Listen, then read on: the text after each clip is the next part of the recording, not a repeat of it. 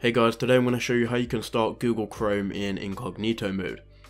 So if you haven't got Chrome open and you want to open it in incognito mode, all you need to do is right click on the shortcut that you've got, and then under tasks here click on new incognito window.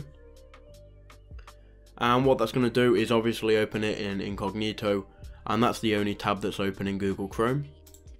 The other way to access incognito is by going on the standard Google Chrome, which will bring up the standard browser. I'm just going to open up my Trello page with everything that I need to do. But once you're in the standard browser, you can then click on these three dots here and then click new incognito window, and you're going to be taken to the same exact page.